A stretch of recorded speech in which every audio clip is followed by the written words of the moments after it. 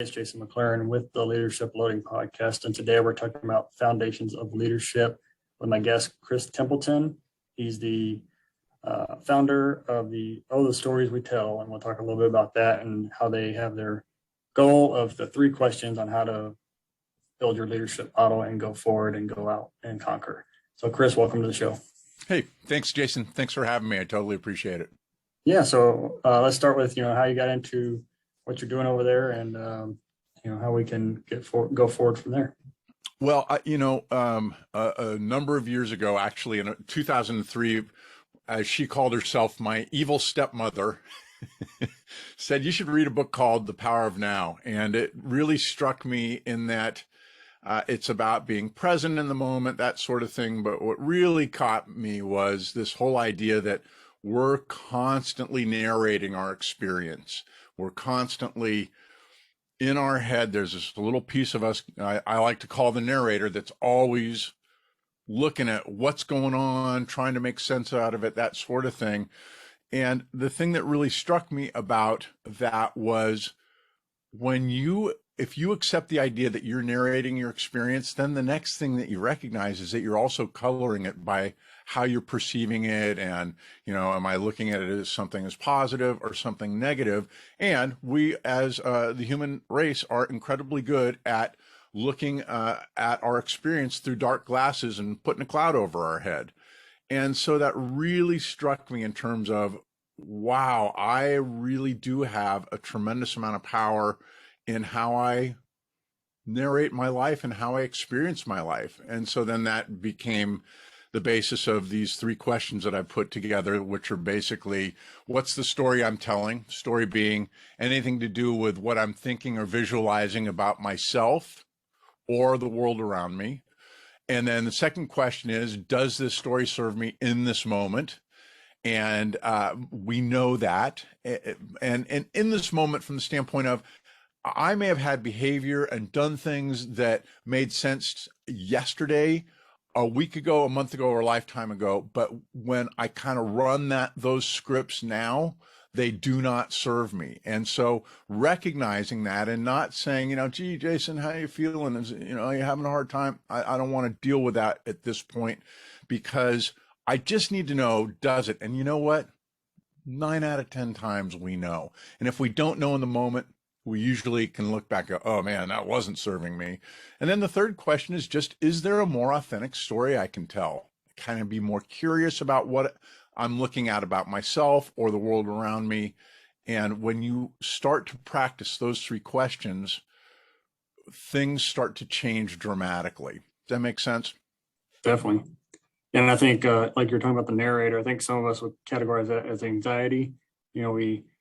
We have that narrator or whatever, the voice in our head that's just, you can't do this, or you need to do better, or you need to, do something different. That kind of leads into what you're talking about, what the story you're telling, and I think sometimes that anxiety or that comes from people trying to be somebody else and not live their own story. They're trying to tell somebody else's story or tell a story people think they want to hear. And so they move forward with that mindset. There is a lot of factors in us and how we tell our stories, and our desire to conform, our desire to be a part of the group, that sort of thing. And so, but going back in terms of the anxiety piece, if you take the second question, does this story serve me in this moment, and you put it on a piece of paper, 8.5 by 11 or A4, turned it sideways so it's in landscape mode, and right through the middle, you drew a line. What I say is stories that don't serve you go above that line. And when I'm above that line, I go from the narrator who's below the line to what I call the protector that's above the line. And this is hardwired in every one of us, with a very, very few exceptions. And it's fight or flight response. It's the amygdala at work, part of the brain. It's also known as the ego, the inner critic, that sort of thing. I call it the protector, capital P, protector. It's a part of us that's always looking to make sure that we're safe. And so what happens is, without lions and tigers and bears like it was designed for, we look at everything around us, and that part of us is always narrating that and has a tendency to be very problem oriented. So from my perspective, and in the model that I put together, that anxiety comes from a piece of our hardwiring that's always trying to keep us safe. And when we recognize that that piece of us is there, and then recognize that we really need to kind of talk it down, kind of like a counter agent at a airport who's dealing with cranky passengers all the time. When we look at that aspect of our personality that's there to keep us safe, but it goes overboard on a regular basis, when we can kind of talk that down, listen to it, talk it down, what we find is that our anxiety really decreases in a major way. So recognizing that we have this part of our personality that takes molehills and turns them into mountains, and that we can deal with that. Boy, oh boy, does that change how I look at the world, and in a much more way that serves me. Not necessarily positive, usually positive, but not always, but more authentically. Definitely. And I think looking at the world around us, like you're talking about, a lot of us in the public safety and military field, we have this high level of situational awareness. So we're always looking at not only the physical world around us, but what are these people around me thinking? What are they trying to do, or what is their next move? And so we are not really, we're in the moment, but we're super vigilant in the moment, and we're hyperactive in the moment. And so we tend to, one, not be but not buy into what's going on. So if we're at lunch with a friend or lunch with a colleague, we're not focusing on what they're saying. We're focusing on what the person behind them is doing. Or if you take it as your career, if you're interviewing for a position or you're in a leadership position, you're always like, okay, what is this person wanting me to say, or what are they trying to get out of me? What's the answer they want to hear? And so you're not really your authentic self, which I think is your third question there. And that's a really good point, especially for people coming out of the military or first responders, where you have been in high stress environments where that protector is like portion of you is so important to you staying alive in a lot of cases, really doing the best job you can. But the problem is, and I think that a big reason, my guess is, that you're doing this podcast is to help people to figure out, man, how do I let go of that level of heightened awareness? Because as somebody coming out of the military, there's a good chance that I'm going to be hyper aware. And that's why this is so important, is to recognize, oh, that's just that little piece of my wiring. And if I can listen to it in all its glory, dropping F-bombs, telling me the world's coming to an end, and really hear it, what happens is I immediately start to come below or toward that line where I start to serve myself, because I'm giving it its a full audience, and then I'm talking it down, saying, okay, is this authentic? Let me get more curious, come below that line and say, okay, does this situation warrant the kind of reaction that I'm having? And isn't it nice that it kind of doesn't require me to look at myself emotionally, which is where so many of us get stuck. I'm so freaking out and I cannot deal with this. That we have a tendency to kind of stop there. And so when I look at it from the standpoint of my model, it helps me to move past those emotions and into a place where, okay, I'm really stressed out. I don't like what's going on, but I'm going to take a minute and try and be more curious and see if there's a more authentic story that I can tell about what's going on, a more authentic story about what I think people are expecting of me, or a more authentic story about helping people to also be below that line from a leadership standpoint. Yeah, and then even in the non-military, not first responder, but any job really, moving down that line, below that line, is kind of where you find where your leadership skills excel, because you have these people that come into a field and maybe they're entry level. I always say everyone's a leader to somebody, but true leadership, when you're actually in a leadership role, doesn't occur until you get into that enlightened stage, because you really have no leadership skills or no enlightened value to give to the people you're serving until you've been there and done that. Yeah, I talk to some of these people I mentor that are just they're like, well, can I just go and get this degree and then I can just get a manager job somewhere or a director job? And they want to try to cut to the front of the line. And I say, well, not every job is like that. Not every industry is like that, where you can just get something and jump to the front of the line and be the boss. You have to work your way through these steps, build your story, go for it, and get that enlightenment to kind of pay your dues. And the thing from my standpoint when it comes to leadership is, when you look at the story that you just told of what a lot of these people that you're mentoring say, that is above the line thinking. It's positive. Hey, I just want to go out. I want to get this degree. I want to go, be the best boss I can be. And what I hope is at some point there's a real recognition of what role that protector plays in keeping me above the line as a leader or a manager. Think about all the problems that we hear with leadership and management. They're all above the line issues. I'm micromanaging. I don't trust my people. All these things that we know. And so you're absolutely right. As you move below the line, things get lighter. I just don't have that cloud over me. And so I'm more trusting of myself. And when I'm more trusting of myself, people want to be down there with me. When I'm micromanaging and telling people what's what, I'm dragging people above that line and they don't want to be there. And the other thing to keep in mind is that the leader or the manager who's above the line isn't having any fun up there either, right? So helping people to understand this simple model of, hey, how can I be below this line, be more authentic with myself, which makes me more authentic with the people that I'm leading, and then allows them to be down below that line and be better leaders themselves. It's really, we have such a tendency to drag people above the line, but boy, if we can help people get below that line and live there and be more curious and more open, man, oh man, that's a whole better place to be. And then fill in all the leadership stuff that you learn, getting your degree or whatever the case may be. But with that one piece in mind, I change how I perceive my world, especially when it comes to leadership and management.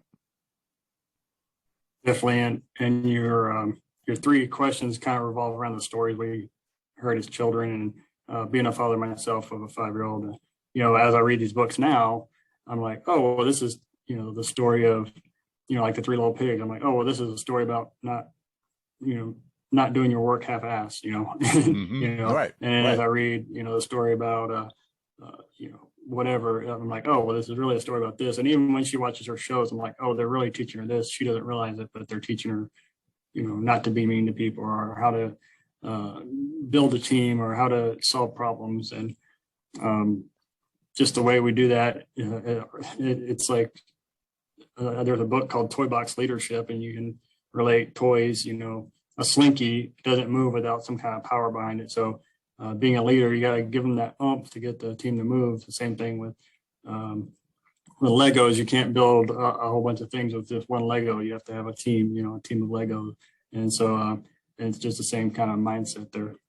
And when we help, there's a couple of things that come up for me, because kids are a perfect example of it. One of the beauties of this model is that when I recognize people are above the line, we call that little me land or lesser me in my model. When I recognize that people go up there all the time and that I don't have to join them, think about it, how it changes how I parent. Little Mary is up above the line and she's screaming and yelling, and I'm not going to respond in kind. I'm going to give her a place to let her scream and then hold her and hug her and say, how can we do this better? Right? And it's the same thing with leadership in business. How do if I can recognize it, hey, people go up to the negative side of this model, they're cranky, but they care, and I can help them come back down below that line, hear what they have to say, and not join them in that place. Everything changes in a dramatic way. Like that little smile on your face, that's, people just know this stuff, and yet we are so good at bypassing us and letting fight or flight kick in and yell and scream. And it does not serve us, does it? Definitely. I've learned more leadership skills as a father than I did as my 7 years in the military. Absolutely. And what good lessons, right?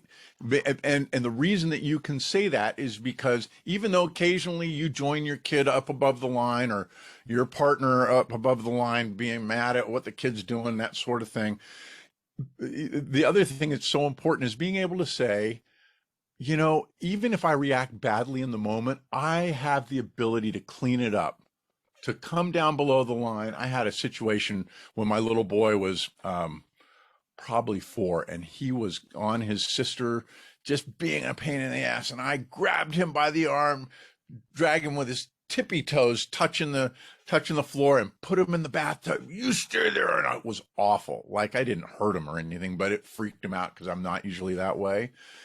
And being able to say to him, oh my God, I am so sorry.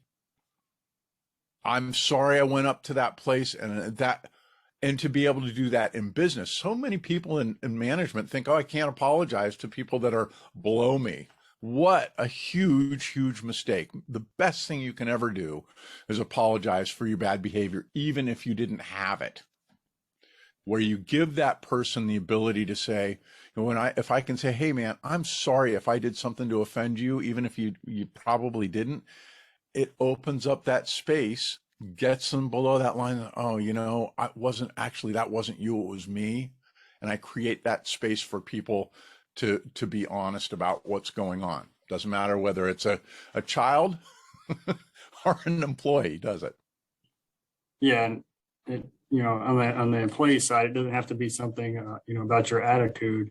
You could apologize about an idea you had, maybe you implemented a process and realized, oh, this wasn't the best process.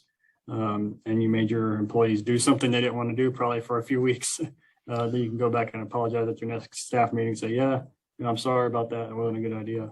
Well, think about it. Think about it from a management or leadership standpoint, where I see somebody do something that I don't appreciate or I don't understand. And what we do as a human race is we make up stories about why they did that. Oh my God, can you believe Bill did that? What in the world was he thinking? Without ever talking to him. And then we start building a case. The other thing that happens above the line, I call proof of truth. When we're above that line and that protector's engaged, I'm going to prove that Bill was doing what he was doing and it wasn't the right way to do it. And you can feel how we all have that capability. But when we recognize that it's just a story, and I can go to somebody and say, hey, dude, what's the story on why you did that? Because I'm not getting it. And then the guy says, X, Y, and Z. You're like, oh my God, I never thought of it that way. Think about how many people go through this whole storytelling process in their head, build up more and more resentment, instead of just going to the person and say, hey, what's the story on what happened there? I don't get it. Definitely. Well, Chris, if you had 1 minute to tell somebody a leadership tip, you had to, give them an update or a leadership advice, what would you say? I would say two things. First of all, a quote that's commonly attributed to a guy named Viktor Frankl, who was in concentration camps. Turns out it didn't come by him, but it's very well known. It goes, between stimulus and response, there's a space.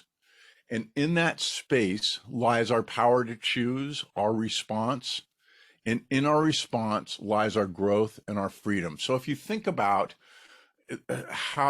what this applies to, is that everything that I want to help people to do is to create space between stimulus, gee, Bill, what were you thinking? And my response to him. The more space I have between stimulus and response, the more likely We're going to stay below that line, stay authentic, and keep moving forward in a way that serves everybody. So think about that. And then the other thing I would just say is appreciation. Think about when you think about people being above the line and understanding that they're up there and appreciating it, you help yourself and them to come down below that line. Great advice there. And I'll put the links in the show notes, but tell us how we can get a hold of you. Two best ways, ohthestorieswetell.com. And that is my website. And you can see the model that I've built there and kind of how it applies. There are a bunch of articles there. And the other thing to do is to go to YouTube, search for Oh, the Stories We Tell. And what will come up in the search results is a little blue thought bubble with Oh, the Stories We Tell in orange. Click on that. Do me the favor of subscribing to my channel so I can get the vanity URL, which I don't have yet. And then take a look at the Honesty Project. It's a piece that I did with a woman who I had told about the model about 9 years ago. She came to me right before the pandemic and said, hey, I can't get that model out of my head. I want to give you a bunch of things that I struggle with, and let's apply it to the model. So there are 14 episodes up on that, and including things like annoying coworkers, that sort of thing, and how to apply it. And it's really a great place to start to internalize this relatively simple model. Awesome. Well, Chris, thank you for coming on the show. Hey, my pleasure, Jason. Thank you so much for having me and for what you're doing, both in terms of leadership and helping people who are having difficulties transitioning into the real world. There are thousands of leadership and management podcasts to choose from. We're glad you chose the Leadership Loading Podcast, a Go Heroes production. If you'd like to support Go Heroes Inc., visit www.goheroes.org. And with that, it's time to wrap up today's show. Thank you so much for listening. We sincerely hope you liked it. Don't forget to like, subscribe, and share this podcast with your family and friends. Let's all grow together. Thanks for listening to the Leadership Loading Podcast. Leadership Inspired.